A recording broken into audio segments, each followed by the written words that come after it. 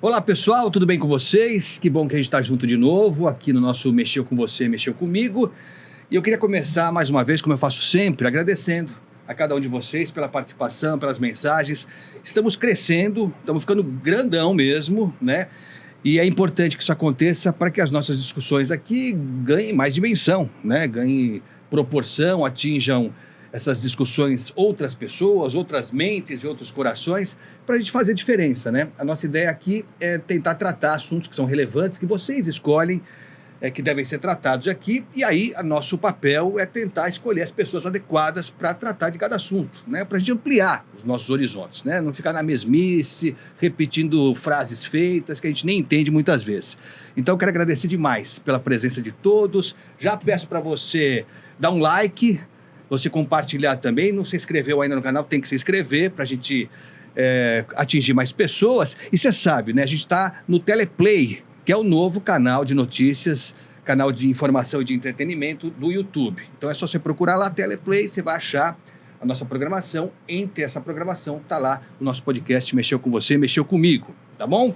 Então manda mensagem, pode mandar crítica, sugestão, elogio, que a gente gosta também. E você pode também fazer denúncia, se você quiser, tá bom? Pode mandar denúncia.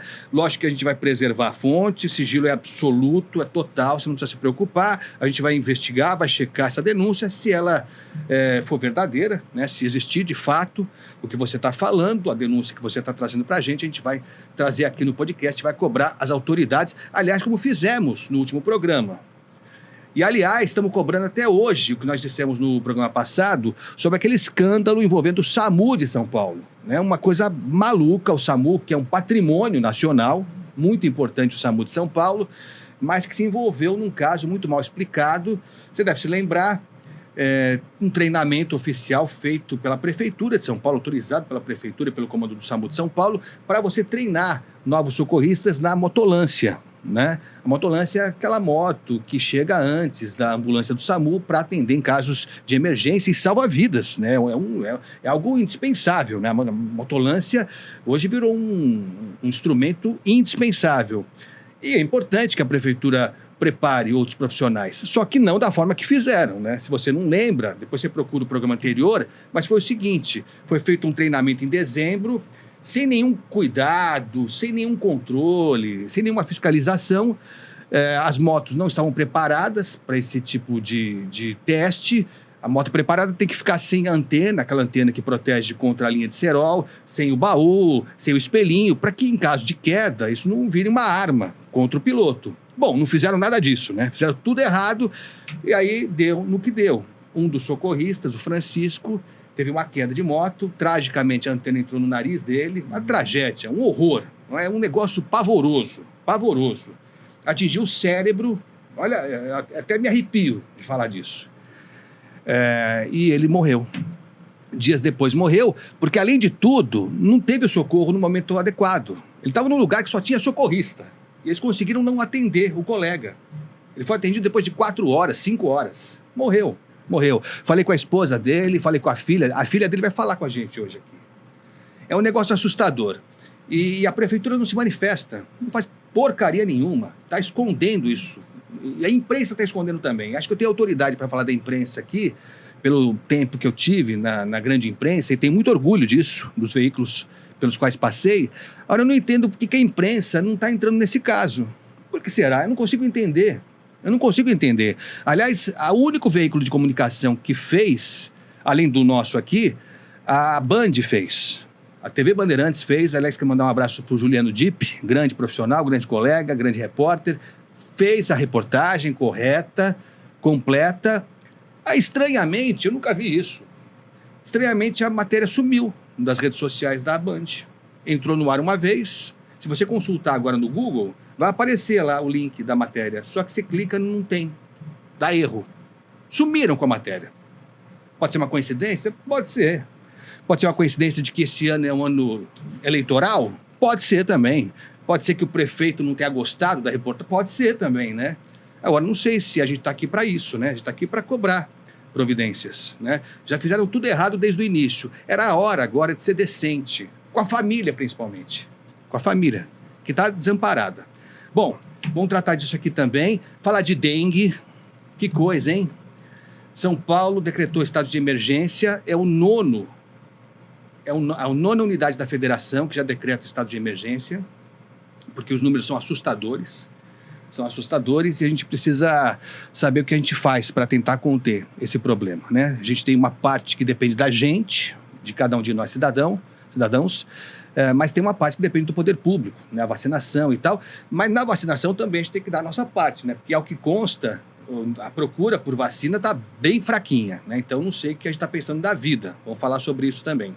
Tá? E a gente vai falar também sobre uma outra denúncia envolvendo um hospital importante aqui de São Paulo, o Cepaco. Hospital importante. Hospital particular, maternidade. Não sei se vocês sabem, mas o nível de casos de infecção hospitalar é assustador. Isso já há muito tempo, né? No mundo é assim, mas no Brasil em particular nós temos números muito preocupantes e chega uma denúncia aqui envolvendo o Cepaco que eu preciso mostrar para vocês como estão sendo tratados alguns pacientes, pelo menos, do Cepaco, né? Pacientes que deviam ficar isolados e que não sei se estão isolados. Não sei, o que eu vi ali, eu vou apresentar os meus convidados aqui, mas o que eu vi ali, se aquilo é isolamento, então nós estamos perdidos mesmo, estamos perdidos, tá bom? Então vamos junto agora? Vamos lá, você pode mandar mensagem para mim aqui, já a partir de agora, o meu zap pessoal, para você mandar mensagem, é o 11 97338 1889. 11 97338 1889, manda mensagem de áudio, de vídeo, do que você quiser, tá bom? De texto, a gente vai conversando aqui ao longo do programa, tá bom? Pronto, vamos lá então? Jefferson Caproni, presidente do Sindicato da Saúde de São Paulo, obrigado mais uma vez pela presença aqui, é um prazer ter você aqui com a gente, Jefferson. Mais uma vez agradecer o convite, a sua audiência e tenho certeza que o programa, o podcast, ele está em crescente porque você coloca aqui realmente as indignações da população de maneira geral, dos trabalhadores e também é um ato importante para que a gente possa aprender mais também tudo aquilo que acontece na saúde e também em outras categorias. Então, mais uma vez, obrigado, Agostinho. É isso, você falou bem, aprender. E hoje nós temos um mestre aqui. Não é por estar na sua presença, não, meu prezado rapaz, mas é um prazer ter o senhor aqui com a gente, doutor Evaldo Stanislau de Araújo. Quanto tempo aí que a gente não se via, infectologista de primeira, do Hospital das Clínicas, bom, de um monte de hospital aí também, mas vou citar o Hospital das Clínicas, mestre, doutor em moléstias infecciosas e parasitárias da Faculdade de Medicina da USP. Nada mais apropriado para o momento, né? Doutor Evaldo, obrigado por ter vindo, é um prazer ter o senhor aqui com a gente. Eu que agradeço o convite, Agostinho, é um grande prazer te rever, né? Participar do podcast, espero contribuir aí com a discussão dos temas, conhecer aqui o Jefferson, que representa a nossa categoria, os trabalhadores da saúde, né? E o quanto é importante a gente estar com essas vertentes aqui, saúde, comunicação, e o trabalhador e a defesa do trabalhador. Então, vamos lá. Espero que a gente tenha uma boa conversa hoje. Teremos sim. Começar por dengue. Olha só o papel. Eu tinha preparado bonitinho. Só que os números da dengue não param de crescer. Você vai só para cima, né? Crescer para cima, obviamente, né? Mas não para de subir esses números. Então, eu tive que fazer umas anotações aqui para a gente poder conversar já com números atualizados. Olha, tá assustador mesmo. Vai piorar. Infelizmente vai piorar por uma série de motivos, né? Porque há uma dificuldade enorme. O país é muito grande, há uma dificuldade enorme de conscientizar as pessoas dos riscos, né? Do que ela pode fazer para conter o mosquito da dengue. E aí, nisso tudo, o que acontece é isso. Decretação de estado de emergência. Aconteceu há poucos dias agora aqui em São Paulo, mas antes no Acre, Goiás, Minas Gerais, Espírito Santo, Rio de Janeiro, Santa Catarina, Amapá e ainda o Distrito Federal. Então veja só, já são 9 unidades da federação que decretaram estado de emergência. E aí o doutor Evaldo vai explicar para a gente direitinho, mas aqui em São Paulo, o que aconteceu foi o seguinte, São Paulo atingiu 300 casos confirmados da doença para cada 100 mil habitantes. Aí acendeu a luz amarela, laranja, acho que quase vermelha já, né? 300 casos confirmados num grupo de 100 mil habitantes. E aí os números mais recentes, é capaz de já ter mudado também, né? Mas até a hora que a gente começou aqui o nosso programa, o estado de São Paulo já tinha registrado 38 mortes causadas por dengue. Em menos de 24 horas, 7 mortes. Nas últimas 24 horas foram 7 mortes, chegando a 38 mortos já confirmados com dengue. De acordo com a Secretaria Estadual da Saúde, outros 146 casos, óbitos, ainda estão sendo investigados. Então você tem 38 confirmados e 146 suspeitos de serem mortes provocadas por dengue. Os casos já chegaram a 152.471. 152.471, sendo que 187 desses são casos considerados graves. Quer dizer, os números falam por si, né, doutor Evaldo? Dava para prever que isso ia acontecer? Era evitável? A gente tinha como conter esses casos que estão se multiplicando? Ou, de fato, a gente depende da vacinação, depende da ação de cada um de nós, evitando pontos em que o mosquitinho pode se proliferar? Enfim, o que dá para falar desse quadro aqui, doutor? Bom, primeiro que a gente precisa se acostumar, infelizmente, com esse tipo de situação. O planeta Terra está estressado, está passando por um momento único, que é esse aquecimento global. Existe uma série de estudos mostrando que, graças ao aquecimento global, as doenças infecciosas vão aumentar exponencialmente. Por quê? O que o mosquito gosta? Ele gosta de calor, está quente. Ele gosta de umidade, está chovendo muito. Quando você tem umidade, chuva em excesso, você tem enchentes, favorece doença de transmissão hídrica. Ou o oposto, você tem seca, favorece outro tipo de doença. Enfim, todas as condições do planeta Terra estão nos levando para isso. Tanto é que hoje a dengue não é um problema do Brasil, é um problema do mundo. Nós temos vários países enfrentando epidemias e surtos de dengue, inclusive em regiões que nunca tiveram dengue, como é o caso dos Estados Unidos, do sul da Europa. Então, primeira explicação é essa, aquecimento global.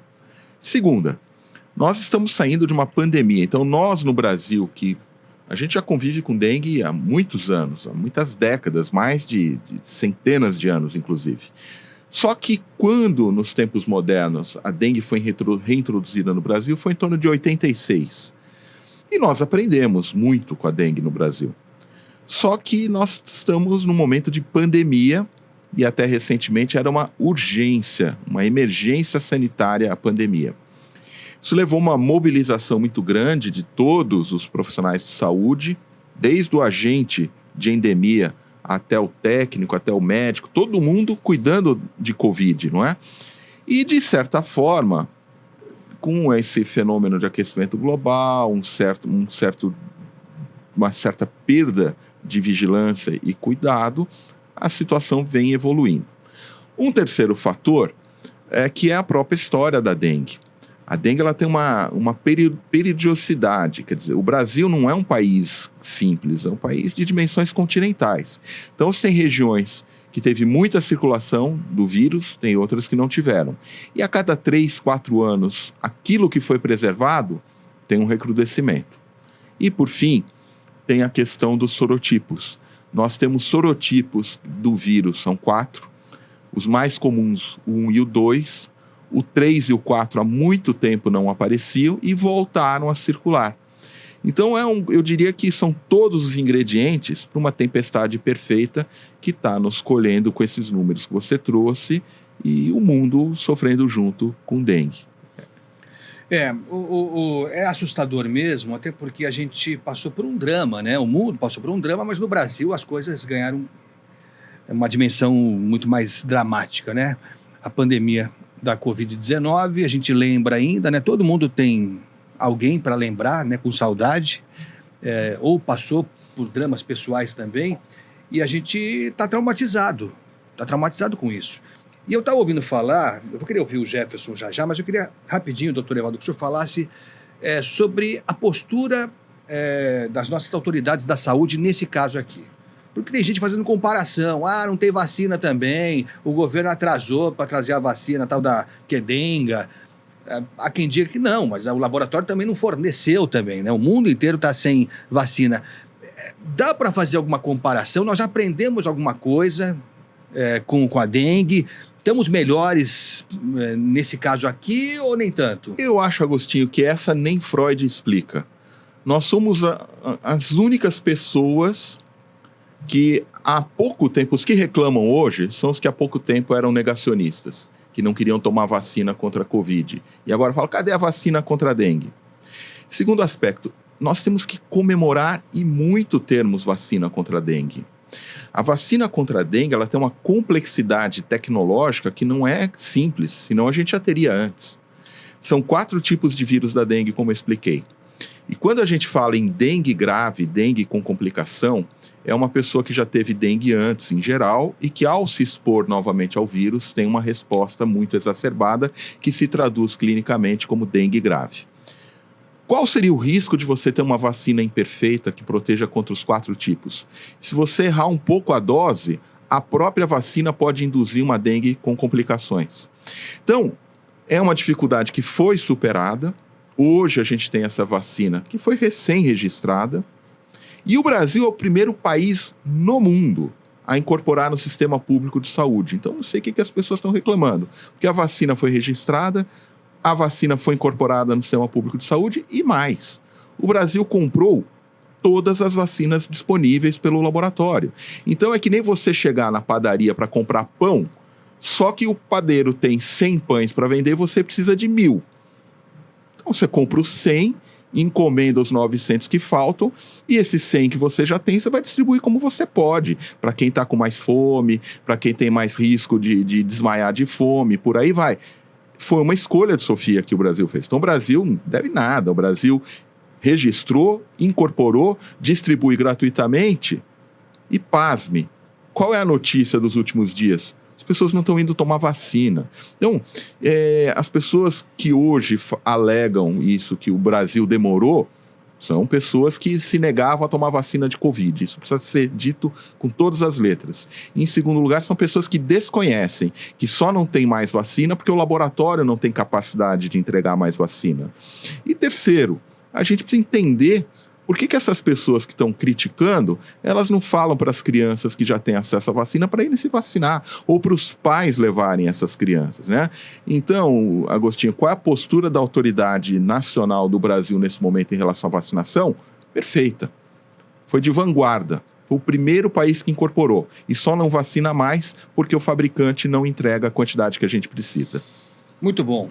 Jefferson Caproni, eu lembro, todo mundo lembra, né, do drama que foram aqueles dias, meses, anos da pandemia, né, e lógico que volta, né? São situações diferentes, são, o doutor Evaldo já falou, né, hoje temos uma autoridade na área da saúde comprometida com a vida, né, só isso acho que já é uma mudança radical, mas assusta, né, é inevitável a gente lembrar, e eu sei que você estava na linha de frente do combate à Covid, inevitável a gente lembrar, associar uma coisa com a outra, né, Jefferson? Com certeza. O Dr. Evaldo, ele traz aqui toda a estratégia que nós hoje temos no Brasil é diferenciada. Temos os melhores especialistas, os pesquisadores, pessoas que se aprofundam diariamente. Até porque na época da pandemia, por exemplo, a gente estava ali dentro de uma UTI ou dentro de uma unidade e a pergunta era a questão, não tem vacina. Hoje, tudo se fala aqui, né? Reclamam sobre vacina, reclamam sobre a saúde pública, mas a preocupação ainda é as prevenções, né? Porque eu acho que o papel tem que ser muito de cidadania também, né? Como eu falei aqui, é uma verdadeira aula, é um aprendizado participar desse podcast para aprender realmente, porque há anos, né, se fala referente à questão da dengue, mas nós, enquanto cidadãos, ainda não aprendemos muito a lidar com a prevenção. E agora, falando como profissional de saúde, nós temos que pensar que, né, para fazer uma triagem, para fazer aqui uma orientação, um autocuidado, é necessário também que a sociedade, de maneira geral, respeite esses trabalhadores que lá estão. Porque porque não é fácil. Agora se confunde síndrome gripal com Covid novamente, agora com sinais e sintomas da febre alta, que talvez supostamente pode ser a própria dengue. Então, o trabalhador é o mesmo, que cuida de todos esses diagnósticos e está lá à disposição da atenção básica, dos hospitais. E, mais uma vez, entendo que nós temos que unir forças, não largar a mão, tomar muito cuidado também com essa questão de querer criticar aqueles que estão à frente, porque são pessoas competentes, independente da política partidária que exista no país, a ciência está acima de tudo. Então, eu estou aqui, na verdade, à disposição também para defender, valorizar e reconhecer o papel de pessoas como o doutor, que traz aqui realmente uma verdade dentro de uma ciência. E é isso que a gente tem que valorizar, a pesquisa, a educação e os trabalhadores que lá estão. Aliás, acaba sempre estourando na mão do profissional da saúde, né? Vai ser isso, né? Não vai ter muito jeito. Tem vacina contada mesmo, mas aí não está no nosso controle a produção da vacina ainda. As pessoas não estão indo se vacinar, né? As crianças, o primeiro estágio seria de 10 a 11 anos, né? Mas já há uma discussão para se ampliar, inclusive. Para 14. Já foi ampliado, né? Porque está sobrando vacina. Está sobrando vacina. Então vai estourar no colo mesmo do auxiliar de enfermagem, do técnico de enfermagem, do enfermeiro, do médico, enfim, dessa turma toda que lembra quando eles eram aplaudidos. Vocês eram aplaudidos? Vocês lembram disso ou não? Todo mundo aplaudindo na varanda, aquela coisa emocionada. Agostinho, deixa eu dividir aqui uma coisa, já que você falou de equipe e estou com o Jefferson aqui. Eu sou médico e eu dou aula de medicina. Primeira coisa que eu ensino para os meus alunos e para os meus filhos, um que é residente e outro que se forma agora em junho, é respeitar a equipe multi. Nós somos um time que faz saúde. E eu vou falar que nesse time o papel mais fácil é o do médico. Que o médico é o cara que chega lá, examina, sai bem na foto. Você vai arrumar confusão com a categoria. Eu não tenho problema com isso. Hein? E aí todo mundo fala, doutor, o senhor salvou minha vida. Tal. Não, é super importante. Mas nós, voltando para a Covid que você estava falando, quem fazia mudança de decúbito, colocava o paciente de barriga para baixo, quem dava banho, quem ficava pertinho do paciente ali, eram os técnicos, os auxiliares, os enfermeiros, os fisioterapeutas. Então, Agostinho, eu até me emociono quando falo isso, porque é gente muito humilde. São pessoas, muitas vezes, que vêm de uma categoria social muito modesta, com sacrifício, estudam, e eles todo dia estão lá com responsabilidade, com um sorriso muito diferente de grande parte dos médicos. Então, Jefferson, aproveitando a tua fala aqui, você fez menção a algumas coisas que eu falei aqui, eu queria aproveitar e, na tua pessoa, homenagear toda a categoria dos profissionais de saúde não médicos. Porque nós médicos toda hora falamos. Porque não existe saúde, Agostinho, sem um profissional de saúde que seja não médico. Eles é que fazem o serviço pesado. A gente examina raciocínio diagnóstico, prescreve, pede exame e tal, é super importante. Os cirurgiões operam, mas sem a equipe ninguém faz nada. E eles fazem o trabalho sujo. Vive a equipe multidisciplinar. Parabéns, eu quero agradecer a sua humildade. Eu tenho certeza que isso você leva na sua casa, com seus alunos, e são os melhores, porque sair já com esse entendimento da faculdade, da universidade, eu tenho certeza que está entregando os melhores para o Sistema Único de Saúde. Obrigado. Sem contar, Jefferson, também facilita a nossa vida, né? Com certeza. Eu tô já com quase 40 anos de formado e muito tempo vivendo o ambiente médico. E desde moleque, na medicina, eu sempre fui muito amigo dos técnicos, até hoje. Eu trabalho no HC eu estou no HC desde 94, comecinho de 94. E os enfermeiros e técnicos daquela época vêm comigo. E a gente é uma família. Então eu chego, meu filho que é novinho, e falo, tem que se integrar. Porque senão também fica tudo difícil se não se integrar. Tomou muito café na copinha. Café na copinha. Vocês já se conheciam? Eu não sabia disso. Não, Vocês combinaram alguma coisa? Não, né? Não. Então tá eu bom. acho que a gente tem isso em comum só. Com certeza. Não é isso, mas é verdade. Estou brincando, obviamente. Isso é sintonia de quem pensa em salvar a vida. Não é nenhum... Não estou filosofando aqui, não estou fazendo poesia, não. É exatamente isso. Exatamente isso. E aí quando você pensa, né, doutor Evaldo, Jefferson, o pessoal que está acompanhando, que passado tudo isso, estamos entrando mais numa roubada aqui, né? Mais um pepino pela frente aqui e virão outros, né? Não há dúvida nenhuma que teremos, infelizmente, outras pandemias. Teremos. O doutor Evaldo falou, a gente está brincando com o planeta e ele reage, né? E aí a gente tem que brigar ainda, né, Jefferson, pelo piso salarial da enfermagem, né? Quer dizer, remamos e tá difícil de alcançar o básico, né? Hoje mesmo estava pela manhã em uma audiência sobre o piso salarial da enfermagem. Já tem uma legislação, mas ainda muitas instituições, seja pública ou privada, ainda não quer cumprir aquilo que está na lei. E aí o papel do sindicato, conforme a STF, é buscar, dentro de um acordo, o retroativo também. Porque desde o ano passado já está aí vigente, mas infelizmente ainda tem instituições que entendem que isso é caro, essa matéria é cara. Na verdade é um grande investimento, defender os trabalhadores, nós estamos falando da enfermagem, mas de maneira geral a categoria da saúde é defender a melhor e maior vitrine que eles têm. Então, na verdade, não é custo, não é gasto, é investimento. E ainda tem pessoas instituições que não querem mostrar realmente para aqueles que trabalharam ali e atuaram o valor. Então nós estamos ganhando todas as ações na justiça, entrando com tentativas de conciliação judicial e todas elas estamos ganhando. E graças a isso, ainda o retroativo é pagar a bonificação, o abono, e também nós estamos buscando o pagamento do Corém desses trabalhadores. Por que o Corém? Porque, na verdade, ele contava com aquele dinheiro para pagar o seu tributo. Se ele não tem o dinheiro, o salário dele dentro da legislação, ele não tem condição de pagar o Corém dele, né? Então, o mês de janeiro é o mês do tributo, e aí, naquele momento ali, não pagaram. Então, agora, na questão da via judicial, nós estamos ganhando até a questão que não é trabalhista, é profissional, mas estamos ganhando também com o Corém agora, para pagar o retroativo. Estamos lutando, peço que denunciem também ao sindicato. Não chega para o sindicato muita coisa, quando chega, muitas das vezes, chega distorcido. Precisamos que os trabalhadores denunciem.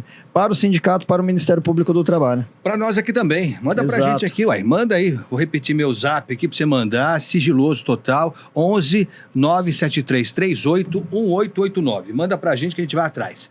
O doutor Evaldo falou, né, desse trabalho conjunto que tem que haver com o médico, a equipe toda e tal, quem vai lá pôr a mão na massa e tal. Vamos subverter a ordem aqui, Diego, ver se você está esperto aí. Vamos falar então, a propósito disso, do CEPACO.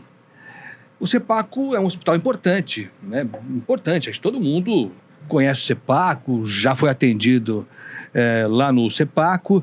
Eu estava até pesquisando, é um hospital e maternidade que tem história, né? Pelo que eu vi lá, eles próprios colocam a história deles lá no site, enfim. Foi fundado em 1979, e eles dizem que são pioneiros no controle de infecção hospitalar no Brasil. Meritório mesmo. Acho importante demais se investir nessa prevenção da infecção hospitalar. Aliás, só para a gente ter uma ideia do que a gente está falando, eu estava vendo aqui a quantidade de casos de infecção hospitalar que acontecem no Brasil. Não sei se esses números estão atualizados, vocês me ajudem aí. Mas, segundo a Organização Mundial da Saúde, todos os anos no Brasil, aproximadamente 14% dos pacientes internados contraem algum tipo de infecção hospitalar. Deixa eu te fazer uma pergunta, Agostinho. Você tem medo de andar de avião? Eu não tinha, mas agora eu estou apavorado. Você sabe que muita gente tem medo de andar de avião. Eu sou um deles. Mas aí a pessoa vai para o hospital fazer qualquer coisa e não tem medo, muitas vezes. É mais arriscado você ficar internado num hospital do que andar de avião. A chance de você sair do hospital pior do que você entrou é grande. Não estou particularizando nada, eu estou te dando um dado de literatura, só para enfatizar o quanto é importante essa cadeia de cuidados. Bom, então é isso mesmo, né? Aí, só para completar aqui, 14% dos pacientes internados contraem uma infecção, números absolutos, né? Isso referente ao Brasil. Cerca de 100 mil pessoas morrem por ano em decorrência dessas infecções. 100 mil pessoas no Brasil. É um número para lá de preocupante, né? Para lá de preocupante. E aí, eu vou mostrar imagens do CEPACO. Olha, eu vou dizer aqui, viu? O profissional da saúde que fez essas imagens aqui, ele viria aqui com a gente. Ele viria aqui com a gente. Achei corajoso, que até da parte dele, se expor. Mas aí começam as pressões, né? Tem aquele zoom, todo mundo já sabe, parece que vazou a imagem e tal, melhor não aparecer. Tá certo não aparecer, a gente não quer expor ninguém, né? A gente quer expor isso aqui. Olha só a imagem que ele mostrou. Vamos começar primeiro com a imagem dos coletores de urina, vai. A tal da comadre, né, que chamam. Ele mandou um vídeo pra gente de um negócio absolutamente nojento, que eles são obrigados a lidar com isso, e ele estava me explicando que esses equipamentos eles são usados em vários pacientes, mas não são esterilizados. Foi a informação que ele passou para a gente aqui. Vou mostrar de novo esse vídeo aí. Equipamento que é usado para coletar urina, né? Há o modelo masculino e o modelo feminino, todo mundo sabe disso. Eu não sei, o aspecto não é nada, né, convidativo. Não parece ser um lugar muito adequado para você manter um material que vai ter contato com os fluidos, com, né, fezes, com urina, enfim, eu não sei, vou deixar para depois os nossos especialistas comentarem. Mas o mais grave para mim é a outra imagem, que a gente vai ver são dois leitos. Esse leito que está com a fitinha vermelha no chão é o leito supostamente isolado, de um paciente que tem que estar isolado. Vamos repetir a imagem aí, para a gente ver o nível de isolamento que esse paciente aqui, olha lá, a fita vermelha delimita uma situação diferente do leito do lado, mas eu não sei, eu não acho que isso preserve coisa nenhuma. Se a pessoa tem que ser mantida isolada, não me parece que é uma fitinha vermelha colada no piso que vai resolver isso. Vou mostrar o vídeo de novo para mostrar que do lado, exatamente do lado, tem um outro paciente que não está em isolamento. Ele não tem a fitinha vermelha do lado dele ali. Eu sou leigo. Eu queria entender se essa reclamação desse funcionário faz algum sentido, se isso é comum, se vocês acham isso corriqueiro ou se isso merece ser apurado melhor. Diz aí, Jefferson. Parece aquelas imagens para ver os 7 erros, né? Então, quando você bate o olho ali, o doutor pode falar melhor sobre isso. Primeiro, né? Contato, isolamento, que tipo de protocolo está sendo colocado na instituição. Mas isso é a realidade. A questão da comadre, por exemplo, você viu que provavelmente o profissional ali ainda colocou um saco, porque esse paciente certamente está com diarreia, clostrídio, o que seja lá, não sei o que é. Mas para evitar depois de fazer aquela higiene que não existe ainda protocolar, porque deveria ter agora tudo descartável, né? Comadre hoje na maioria das instituições é descartável e nela não. Então, na verdade, é para tentar um princípio de economia, mas acontece e corre um risco de ter uma contaminação muito maior e até mesmo o trabalhador adoecer. Então, essa é a realidade ainda nos hospitais. A maioria dos hospitais, muitas das vezes até público, né? Esse hospital é filantrópico, não conhecia a matéria, mas fico preocupado, porque é um hospital onde é uma unidade também que tem ali um convênio, os pacientes, né, pagam um valor também para ser atendido lá, e independente de pagar ou não, porque tudo é tributo, mas o trabalhador ele fica indignado, muitas das vezes de ir no expurgo, ter que colocar sua mão para limpar uma questão hoje que está muito clara de como fazer a esterilização ou de como desprezar o final do procedimento desse paciente, da alta desse paciente. Sobre a UTI, a gente já sabe, né? Pós-pandemia, durante a pandemia foi um grande aprendizado, né? Porque utilizavam até um termo antigamente de pacientes, né, em atendimento sujo e limpo, né? E aí a gente tinha os pacientes ali supostamente nesse princípio aí de protocolo, de contato, aerosol, eu não sei porque não deu para ver a plaquinha lá em cima qual é o tipo de questão aí, né, de gotícula, não dá para ver. Mas é triste ainda ver essa realidade ainda nas UTIs, né? Mas vamos ouvir o doutor aqui para entender, né, se esse é o caminho, porque quem sofre, como ele mesmo disse, são os auxiliares e técnico, enfermeiros que colocam a mão na massa, muitas das vezes num procedimento. E ainda passa por isso. Eu só, antes do doutor Evaldo, eu queria dizer que a gente entrou em contato com a direção do Hospital e Maternidade Sepaco. Eles mandaram uma nota aqui, dizendo que eles seguem rigorosamente as normas e diretrizes estabelecidas. E aí eles citam o caso do isolamento. Eles dizem que existem quartos privativos, quando necessário. E eles explicam, ou tentam explicar essa fita vermelha no chão. E dizem assim, que as fitas vermelhas são uma medida preventiva para alertar sobre pacientes sob precauções de isolamento de contato. Eu vou repetir essa frase porque ela é difícil de entender, assim, eu tenho uma certa dificuldade.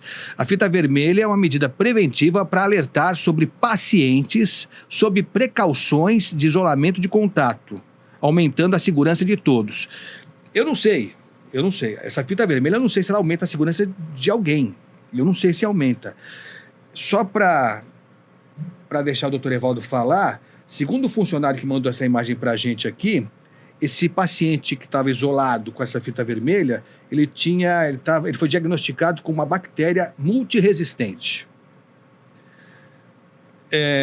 Eu não sei, pode ser comum, pode ser usual, mas eu, como leigo, não acho que é o isolamento mais seguro que um paciente possa ter. Mas não sei, doutor Evaldo, isso é comum? Isso é assim mesmo? O que o senhor pode falar? Doutor, faltou também colocar um ponto aqui da paramentação, né? Quando a gente utiliza ali um isolamento, a gente tem que se paramentar. Então é um outro ponto ali que me preocupou. A cortina também, provavelmente, não sei se é uma cortina que tem um protocolo para ficar retirando ela para fazer os terminais, então também é uma outra dúvida que eu tive ali na matéria. Pessoal, os micro-organismos, por piores que eles sejam do ponto de vista de resistência, eles não voam, eles não pulam de um paciente para o outro. Eles precisam de um veículo para fazer isso. O veículo, frequentemente, é a equipe de saúde, né? Seja o médico, seja o profissional de enfermagem, seja até um profissional de limpeza que entre ali inadvertidamente, né? Então, o que eu quero dizer com isso é que para o controle da infecção, às vezes, mais importante que o espaço físico é a atitude das pessoas. Então, nesse sentido, eu não conheço o hospital por dentro, não sei quem são as pessoas que cuidam disso, mas, ouvindo a nota deles, talvez esse alerta, Agostinho, seja para que o profissional, quando vai entrar por ali, ele saiba, opa, aqui é uma precaução. Mas não me parece que seja o melhor. Nós temos outros tipos de sinalização. Então, você viu que tentaram dar um zoom ali. Então, você tem que ter efetivamente, você tem que ter uma sinalização para quem vá fazer algum tipo de cuidado, saber que ali tem alguém que tem uma precaução de contato. E como o nome diz, é contato. Mas não é contato com o paciente necessariamente. Contato com tudo. Existem vários estudos que mostram que quando você tem um paciente numa cama, num box, não é só a cama que está infectada. A parede está, o telefone está, o aparelho está. Então, pela foto que é colocada, Agostinho, eu não sei fazer um juízo de valor se está certo ou errado. O que vai ser crítico nessa situação é qual é o procedimento de quem cuida. Se é uma pessoa que se paramenta, se é uma pessoa que só está cuidando deste paciente, se é uma pessoa que higieniza as mãos antes e depois, se todos esses materiais que aparecem na foto são exclusivos desse paciente, eu diria que não é uma situação tão crítica. Se é um paciente que é cuidado por mais de um profissional, não há esse cuidado com a paramentação, não há esse cuidado da contaminação cruzada de equipamentos, aí evidentemente que é uma situação crítica. Mas aí, Agostinho, independe da apresentação física. É como eu disse, é atitudinal. É a atitude e o protocolo. Então, o protocolo, hospital, voltando aqui à questão salarial, que foi colocada antes pelo Jefferson, eu acho que esse é um bom exemplo para a gente discutir algumas coisas. Quanto custa determinada coisa? Existe uma ciência que é pouco realizada de uma maneira geral. Os administradores usam muito e nós, profissionais, usamos poucos. Chama-se farmacoeconomia. Na farmacoeconomia, o que se mais utiliza é a parte da minimização de custo. Eu venho a caneta. Então, eu preciso de uma caneta azul. O cara vai lá, Bom, eu tenho essa que custa 100 e essa que custa 5. Compra a de 5. Só que ele não olha que a de 5 dura bem menos, quebra, não escreve tão bem e tal. Então ele minimizou o custo. No final do dia ele entregou uma caneta azul, mas uma economia, para dizer uma expressão popular, porca. Se eu, por outro lado, for fazer uma conta mais ampla, quanto tempo dura a caneta azul baratinha? Ela dura 1 dia. Quanto tempo dura a caneta azul mais cara? Dura 1 ano. Pronto, já não precisa não. Eu gastei 100 uma vez, eu gastei 5 vezes 365 dias. Né? Então, a farmacoeconomia também se aplica no procedimento do profissional. Que se eu pagar mal, se eu tratar mal o meu profissional, aquele profissional que é bom, que é mais dedicado, que é melhor qualificado, ele não vai ficar nesse emprego. Ele vai para um outro. Então, às vezes, o que um hospital perde em não remunerar bem é isso, é o tipo de cuidado. Então, será que nessa UTI tem um perfil de profissional que é bem remunerado, que é bem treinado, que vai seguir um protocolo institucional? Ou será que é uma equipe subdimensionada, é um profissional estressado que já saiu de um plantão, emendou no outro e está desatento, não vai olhar se tem fita vermelha, se não tem fita vermelha e vai fazer contaminação cruzada? Então, Agostinho, o espaço físico é uma das variáveis, não necessariamente a mais importante. O comportamento, sim. Não, e eu acho que aí o senhor fecha a conta aí, né? Porque, de novo, essa história chegou pra gente por intermédio de um profissional, né? Que trabalha lá. Então, das duas, uma. Ou ele tá pé da vida, né? Porque recebe mal, porque o chefe pega no pé dele, porque o ambiente é terrível e ele quis causar, pode ser.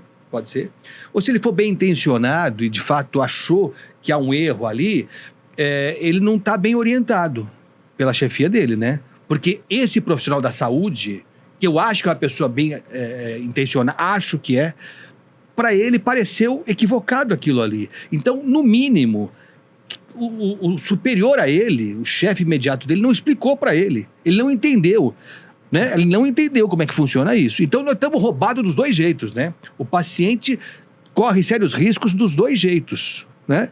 Então, é importante isso que o senhor falou, porque, e a gente volta naquele início ali, se a equipe não for bem azeitada, né, não houver um propósito único, tendo todo mundo junto, já é difícil demais, né, Jefferson? Você imagina se cada um remar para um lado, né? Com certeza, foi o que o doutor falou, né? Aí o custo vai ser maior que o benefício. É uma economia de palito muitas das vezes, seja no lado humano ou seja no recurso. O melhor mesmo, com certeza, deve ter uma equipe de CCIH, mas tem que ser toda hora, né, colocado para eles a reciclagem do que significa, né? A ciência não para, o estudo não para, e foi bem colocado pelo doutor. Se tiver uma equipe qualificada, provavelmente, muitas das vezes, não vai se contaminar, não vai correr o risco.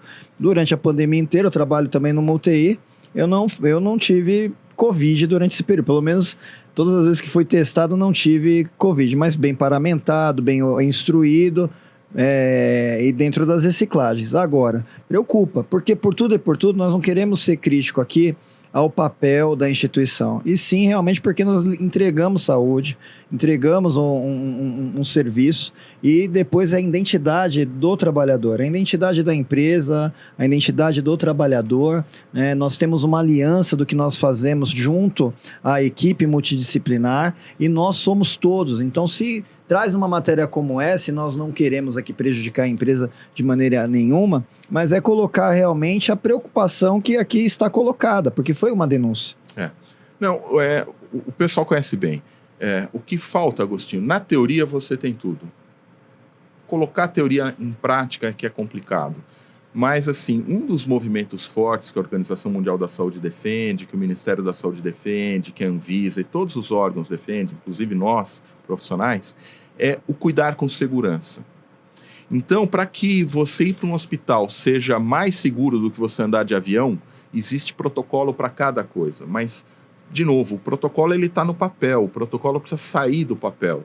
Os profissionais precisam ser treinados, porque senão, sabe o que vira? Quadro na parede. Todo mundo que está nos assistindo tem um quadro na parede. Que ele está lá há tanto tempo que você nem presta mais atenção nele. Ele passa despercebido. Então, de vez em quando, você tem que ir lá e mexer no quadro, troca a figura, tal, porque senão você esquece. Então, o protocolo tem que existir, o protocolo tem que ser treinado, o protocolo tem que ser retreinado e tem que ter quem fiscalize se o protocolo está sendo seguido, porque senão não funciona. É isso. E não estamos inventando a roda aqui, hein? Ninguém está inventando a roda. Teve um monte de gente já que errou, acertou e já criou o caminho. Tá feito o trilho. Agora, quando querem inventar, né? Quando querem dar um toque pessoal, aí é que a coisa desanda mesmo. E aí a gente vai entrar no caso do SAMU. Aproveitar, porque o que aconteceu no caso do SAMU foi um pouco isso mesmo, né? Tentaram mudar algo que estava funcionando muito bem. Existe já um protocolo, existe um grupo capacitado que já habilitou muita gente do SAMU. O SAMU é importantíssimo, né? Acho que cada um de vocês aqui tem uma experiência com o SAMU, sabe como esse sistema funciona bem no Brasil inteiro, em São Paulo também. E quando você vai preparar uma nova equipe, você tem já um protocolo, né? Existe uma equipe já, um grupo estudioso que já tem todos os parâmetros, o curso tem o tempo de duração, a forma que tem que ser feito, só que, por algum motivo, alguém na Prefeitura de São Paulo achou que não precisava mais dessa gente. Contrataram outras pessoas. Vamos fazer com outras pessoas. E aí, deu no que deu. A gente vai mostrar rapidinho aqui as imagens desse incidente. Foi em dezembro, foi no dia 7 de dezembro, foi no Parque Ecológico do Tietê. Bom, esse local, a gente falou muito sobre isso. Quem quiser ter mais detalhes, veja o nosso programa anterior. Estava aqui um especialista que falou sobre tudo isso. Esse local onde fizeram o teste é inadequado, é muito irregular, muito mato, e aconteceu isso. Várias motos caíram, as motos estão, a gente percebe bem, ela tem o baú, ela está com o espelhinho, ali não dá para ver, mas ela está com aquela antena, e isso acabou provocando a morte do Francisco, de 48 anos, um profissional que estava há mais de 20 anos no SAMU. A antena entrou no nariz dele, atingiu o cérebro dele. Quem estava lá disse que era claro perceber que foi muito grave as reações dele, né? O corpo dá sinais, né? O corpo dá sinais. Mas acharam que não. Que mais importante era continuar com esse curso. Dias depois, internado, ele acabou morrendo. As imagens estão aí, para quem quiser ver. A gente cobrou da prefeitura, estão fazendo uma sindicância que a gente não sabe que caminho está seguindo. A esposa do Francisco, ela foi chamada e disse para mim que o relatório que estão fazendo nessa sindicância é uma ficção. Estão inventando que ele pegou a moto, que ele não fazia parte do curso, como se fosse possível. Alguém chegar lá, pegar a moto e vai dar um rolê, né? Chamaram ele de louco. Aliás, o secretário chamou, o secretário adjunto da Saúde, aqui nesse programa, chamou o Francisco de louco. Teve a coragem de chamar o Francisco de louco. Vamos mostrar um trechinho dessa nossa conversa com o secretário da Saúde adjunto. Vamos ouvir. Então, mas a moto, ao que consta, secretário, não estava nem preparada para esse tipo de curso. A gente, inclusive, está com imagem aqui. A moto tem que tirar a antena, tem que tirar o baú, porque isso tudo representa um risco a mais no caso de queda, né? Então, assim, houve muita negligência. Quem que responde por isso em última análise, secretário? Augustinho, obviamente, se houve negligência, tanto eu como o Zamarco temos que responder. Agora, a questão aí é que um louco pega uma moto e sai sem autorização de ninguém. Ele nunca poderia ter aventado essa possibilidade. Assim, para além de tudo, de uma deselegância, né, de um desrespeito, né, uma coisa... Eu tenho dúvida, se a pessoa não consegue nem se expressar adequado. Eu não conheço o secretário adjunto, não conheço. O doutor Zamarco eu conheço, o secretário de saúde, mas há uma incompetência clara nisso, né? Vou querer ouvir vocês dois, mas antes eu vou deixar que fale aqui a filha do Francisco. É a primeira vez que a família mais próxima do Francisco fala. A Vitória, ela fala sobre a morte do pai dela e sobre como está sendo maltratada a família, desprezada mesmo, né? O SAMU parece que esqueceu o princípio dele básico, que é salvar vidas, né? Acho que se perdeu isso. Acho que se perdeu esse princípio. Vamos ouvir o que diz a Vitória, que é um relato importante e emocionante. Vamos ouvir. Oi, meu nome é Vitória, eu sou filha do Francisco. É muito triste vir aqui hoje falar sobre um acidente que vem sendo escondido e mascarado por uma empresa que meu pai trabalhou há mais de 20 anos, que ele amava tanto, e ser retratado dessa forma tão desrespeitosa como ele vem sendo é uma facada no meu coração, sabe? A linha do tempo que vem sendo pintada pelos responsáveis do caso de uma forma que me dá pena. Pena de uma empresa que deveria cuidar do próximo, que salva vidas, não consegue cuidar e muito menos respeitar um funcionário que era um exemplo para tantas pessoas. O fato foi que meu pai sofreu um acidente às 10 da manhã e as pessoas responsáveis por esse curso que ele estava, onde ele sofreu o acidente, não prestaram o mínimo de um atendimento, de um protocolo de segurança com ele. Por volta, eu acredito que do meio-dia, um carro de apoio da SAMU, que foi levar lanche para quem estava nesse treinamento, percebeu que meu pai não estava legal, que ele não estava lúcido. Levaram ele até um outro hospital que não deu um atendimento básico para ele, porque não tinha otorrino. Ele foi encaminhado para um outro hospital que não tinha aparelhos para fazer tomografia, coisas do tipo. E a esposa dele estava tentando falar com ele, gritando com ele no hospital, no celular, para ele ser encaminhado para um hospital particular, que eles tinham um convênio. Foi onde um socorrista o socorrista da SAMU escutou ela falando com ele e encaminhou ele até esse hospital. Então, das 10 horas da manhã que meu pai sofreu o acidente, até as 4 horas da tarde, onde ele foi encaminhado para o hospital particular, ninguém prestou socorro. Desse curso, não temos absolutamente nada. Os bombeiros responsáveis que executaram o curso, lista de presença, os procedimentos, como foi realizado. A gente tem as fotos, algumas coisas, mas o contrato, informações de realmente quem estava lá no curso, não foi nos prestado nenhum esclarecimento. E mais uma falha sobre toda essa história que é inadmissível, é sobre o CAT. O CAT não foi aberto, ele não foi publicado. Quando a esposa dele foi realizar o CAT, que ela assinou, eles contestaram.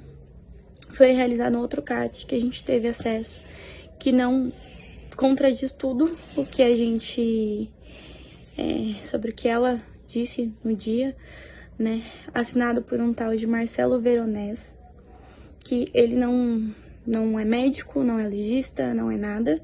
Ele entrou ali como testemunha, porém, como o CAT não foi publicado, ele não tem validade nenhuma, né? Como diz as normas regulamentadoras. Então, o CAT, ele não tem validade nenhuma, então quer dizer que ele não foi publicado. Então, um acidente aí já de dezembro, a gente não teve nenhum CAT, que é um procedimento básico padrão de qualquer empresa. Dito tudo isso, nada, absolutamente nada vai trazer meu pai de volta.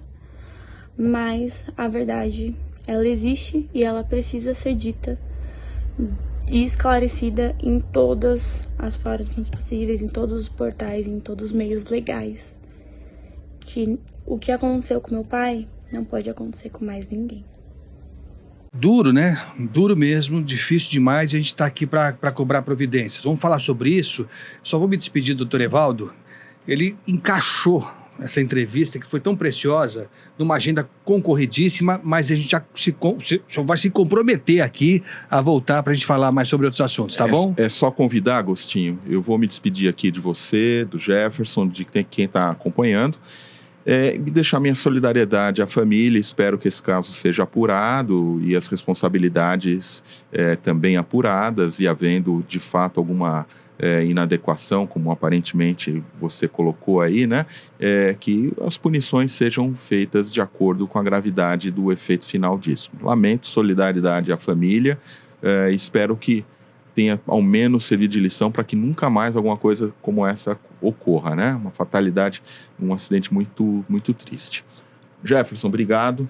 Agostinho, obrigado, eu peço desculpas, realmente eu vou sair daqui e vou entrar na famosa internet para dar uma aula online que a turma já está me esperando, peço desculpas. Tá certo. Não, foi ótimo. Obrigado. Viu? Muito obrigado. Gratidão, doutor. Um abraço. Legal demais, né, doutor Evaldo? Figuraça, uma simpatia e um profissional incrível, impressionante mesmo. Precisamos trazer ele mais vezes aqui para nos ajudar a entender mais sobre saúde. Agora, o Jefferson, voltando ao caso aqui do Francisco, olha, eu juro, eu poucas vezes vi uma situação como essa, de um descaso tão grande das autoridades que estão escondendo o assunto, e vou repetir o que eu falei na abertura aqui. A nossa imprensa livre, eu não sei o que está acontecendo. Eu me permito falar isso porque eu estava lá até outro dia, né? Então eu sei como é que fazem a salsicha lá, eu sei como é que funciona essa história. Então a Band fez a reportagem, o Juliano Dipp foi até lá, perfeita, reportagem impecável, desapareceu. Eu desafio vocês a procurarem essa reportagem, não vão achar. Eu não sei por que não vão achar. Enquanto isso, a gente tem que ouvir a Vitória, e é um negócio doloroso, é doloroso ouvir essa menina falando o que fizeram com o pai dela e o desrespeito que continua depois da morte dele, Jefferson. Com pesar, mais uma vez que a gente fala sobre a matéria, sobre a questão, a Vitória demonstra aí tristeza no momento, pela perda do pai, né, porque eu acredito que poderia...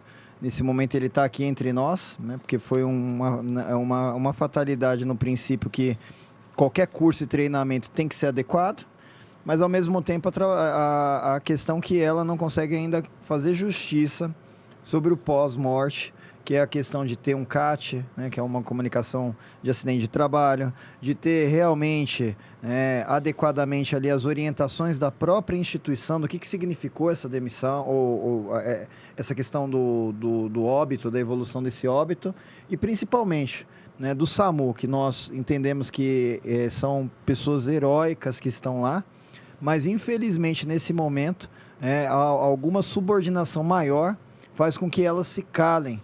E elas fizeram um juramento, o SAMU de São Paulo é reconhecido no mundo inteiro, né, porque são trabalhadores impecáveis que estudaram para estar atendendo a população, mas nesse momento está tendo uma certa negligência supostamente aí, porque Secretaria de Saúde, Prefeitura, organização social, até a própria questão da própria imprensa, como foi colocado aqui, não está colocando de fato uma questão. São vários franciscos que passam por isso. Nós temos mais de 17 mil acidentes de trabalho só no município de São Paulo, aumentou 15% de 2022 para 2023, o último indicador, ou seja... Pessoas hoje acabam adoecendo, morrendo ainda por conta de questões do risco à saúde, mas também no exercício da sua profissão. Agora, Agostinho, eu gostaria de deixar mais uma vez aqui claro que o Sindicato da Saúde de São Paulo já encaminhou para a Prefeitura querendo esclarecimento sobre essa matéria. Inclusive, também temos o apoio do Sindicato Municipal, porque uma hora ele era trabalhador privado, ali, seletista da SPDM, numa outra hora também ele se encontrava como servidor do município. Então, na verdade, o Sindicep também tem preocupação sobre essa matéria. Conversei aí com representantes também do Sindicato Municipal. Pelo que eu entendi, ainda não há nenhum esclarecimento, nem para o nosso sindicato, nem para o Sindicato Municipal. O Sindicato da Saúde não tem ainda nenhum esclarecimento, foi colocado que estariam fazendo ali uma análise para trazer para nós em instrumento documental, e até agora nenhuma reunião, nenhuma tentativa de esclarecer o que está significando a ausência desse CAT e o que está sendo realmente colocado para essa família que sofre agora, com um óbito, sofre agora no luto. E eu falei com a esposa do Francisco. Ela está sofrendo muito, né? Lógico, pela perda do marido nessa condição. E para além disso, Jefferson, o fato da prefeitura não agilizar essa documentação está empatando a vida da família. Isso é uma crueldade, isso é uma desfaçatez. Ela não tem a documentação, a prefeitura não disponibiliza os dados, os documentos do Francisco, e ela estava contando para mim, ela tem problemas para resolver na Caixa Econômica. Bom, a vida segue, né? As contas estão aí para pagar. Ela não consegue desenrolar a vida dela financeira, inclusive, porque a prefeitura simplesmente virou as costas. Então, assim, eu não sei o que está acontecendo, eu não sei até onde vai essa crueldade. Não bastou já o que aconteceu, não foi suficiente. Agora, olha só, Jefferson, a gente vai mostrar aqui, o Diego vai colocar para a gente aqui, é uma tela de um celular, de uma solicitação que a Comissão Permanente de Averiguação Disciplinar do SAMU de São Paulo está encaminhando para profissionais da SPDM. Vamos ver a tela aqui, ó. A gente vai ler junto aqui. Então, olha só. A autorização de divulgação de dados. A Comissão Permanente de Averiguação Disciplinar do SAMU de São Paulo, é raro, né? Está precisando de uma aulinha de português. Também solicitaram, não, né? Solicitou, né? Pelo amor de Deus, hein? Tá feia a coisa. A SPDM, seu nome completo com o número de matrícula por estar presente no dia do curso da GEMAL, que ocorreu no dia 7 de dezembro de 2023. Dia 7 de dezembro foi o dia fatídico em que o Francisco sofreu essa queda e ele morreu dias depois. Então, eles estão solicitando, essa comissão permanente, os dados das pessoas que estavam no curso, supostamente para ouvi-las. Até aí está correto, vamos ouvir.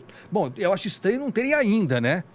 Não terem ainda, já estamos completando 3 meses já, né, do incidente. Mas olha só a canalice dessa gente, Eles estão sugerindo aqui, dizendo claramente que o curso foi do GEMAL. O curso do GEMAL era o curso oficial que não foi o que foi contratado. O curso do GEMAL, Jefferson, é daquele nosso entrevistado do último programa, o Alberto Leão, que veio aqui, deu uma aula pra gente, né? Ele é um dos responsáveis pelo GEMAL, que é o curso consagrado, que tem autorização da Secretaria da Saúde, do Ministério da Saúde também, para fazer habilitação de funcionários do SAMU. Por algum motivo, o curso do GEMAL foi preterido, a prefeitura não quis fazer com o GEMAL e fez com outras pessoas e deu no que deu. Então, assim, claramente, Jefferson, estão tentando embolar o meio de campo, atribuir a um grupo a responsabilidade por um curso que foi dado por outras pessoas, Jefferson. Primeiro, né, já causa dúvida realmente a orientação, o comunicado. O comunicado ele fala que dos trabalhadores solicita autorização de próprio punho, né, para, supostamente aqui pela leitura não dá para entender, uma sindicância interna. Só que eu tenho dúvida, Augustinho, se realmente os profissionais do vínculo trabalhista têm obrigação, primeiro, de fazer uma averiguação dentro de um outro princípio, que é o concursado. Porque provavelmente essa comissão permanente de averiguação, ela é de trabalhadores concursados. O vínculo de trabalho é outro. Então, na verdade, será que esse é o órgão apropriado para fazer esse tipo de averiguação ou sindicância?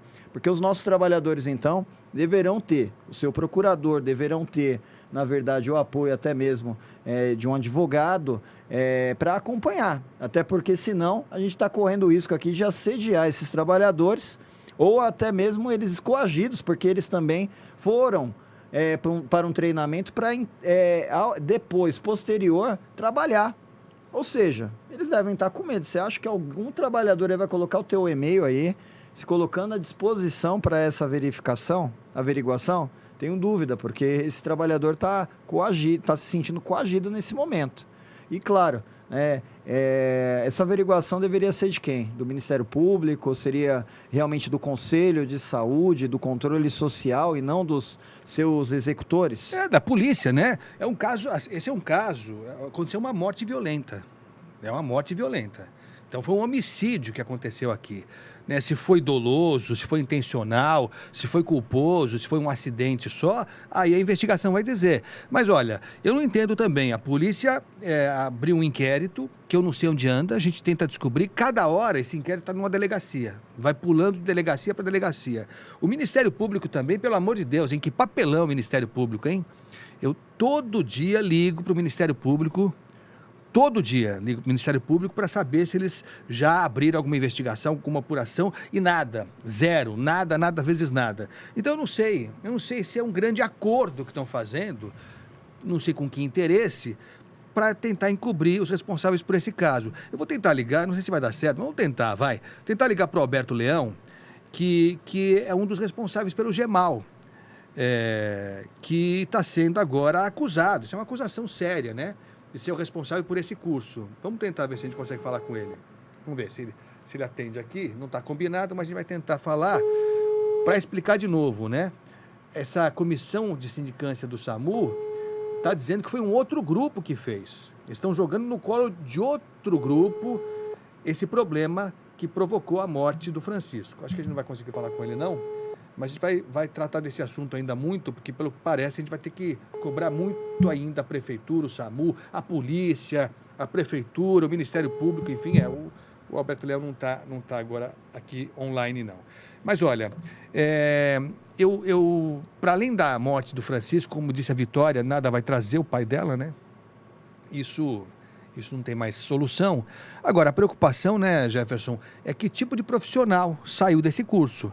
Porque, aparentemente, mesmo com um incidente ocorrendo no começo do curso, eles seguiram até o final, aprovaram toda essa gente aí, que eu não sei se essa gente aprovada nesse curso, nessas condições, tem condição de estar prestando serviço no SAMU. Chegou a informação para mim, que eu não sei se é verdadeiro ou não, que 2 desses recém-aprovados já se envolveram em acidente. Pode ser coincidência? Pode ser coincidência. Acidentes acontecem mesmo. Mas pode não ser coincidência, né? Eu me permito duvidar da qualidade e da eficiência desse curso que deram aí. Não, com certeza. Na verdade, todos os trabalhadores que estavam no curso, eles são vítimas, né, de um sistema, porque o princípio de economizar um curso para não entregar o melhor para eles, não tenho dúvida que são trabalhadores capacitados no exercício da sua profissão, mas nesse momento precisa ter, né, qualidade num treinamento para você poder entregar o seu melhor também. Não adianta, né? Sem condições boas de trabalho, nenhum trabalhador, por melhor que seja, né, vai fazer o seu melhor, né? Não adianta você pegar aí Ayrton Senna e colocar ele em qualquer carro, que ele talvez não vai ganhar a corrida. Da mesma forma, não tenho dúvida que, se você não tiver a melhor moto, o melhor treinamento, a melhor equipe, né, de cursos e treinamentos ali, talvez você não vai ter o melhor. E assim, não tenho pretensão, não conheço, né, o que significou esse contrato, mas eu tenho certeza, né, que fez várias vítimas, não só, né, a questão do Francisco, que infelizmente, né, nós estamos de luto nesse momento, e vai ser realmente uma campanha pelos franciscos, pelas franciscas e por muitas outras que poderão acontecer.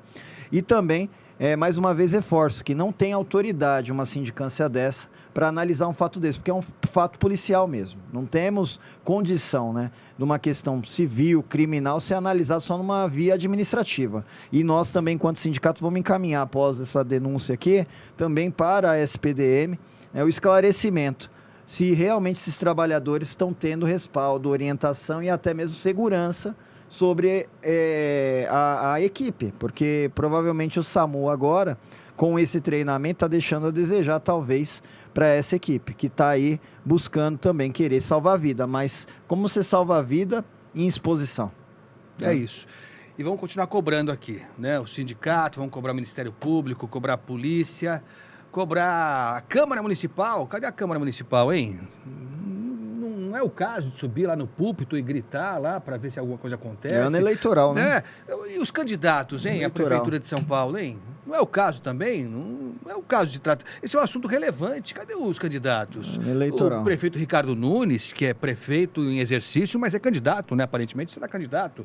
O Guilherme Boulos, cadê? Onde é que tá? O documento encaminhado pelo vereador Hélio, até agora, na verdade, né, ele encaminhou, colocou lá para discussão, mas até agora nenhum, né, dos representantes, o presidente da Câmara dos Vereadores, espero ali, que também conduza, mas a gente está agora precisando quanto antes, porque essa família já falou, não consegue dar o avançar sobre a matéria de indenizações, né, pós-morte, porque realmente está aguardando um simples CAT, que é uma abertura tranquila em qualquer acidente de trabalho. É isso, vamos continuar cobrando aqui. A nossa parte a gente vai fazer. Jefferson, foi muito bom tê-lo aqui mais uma vez. Obrigado, viu? Volte sempre. Quero agradecer mais uma vez, Agostinho, em nome da minha diretoria. Essa nova gestão tem praticamente aí desde 2022 a gente assumiu um mandato de responsabilidade social, de responsabilidade trabalhista e principalmente nós estamos aqui para aprender também com você, aprender dentro das questões de mídia, porque não podemos negligenciar.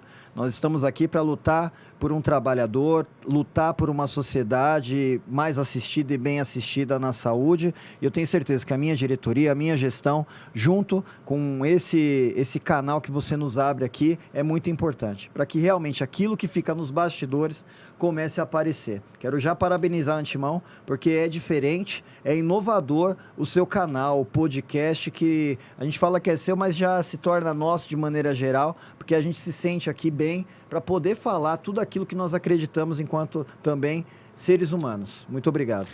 Não, e só tem valor, só vale alguma coisa esse espaço se for assim mesmo, né? Se todo mundo participar. A gente conta com você também. Repito, entra nas redes sociais, manda mensagem, manda sugestão. Vai lá no Teleplay,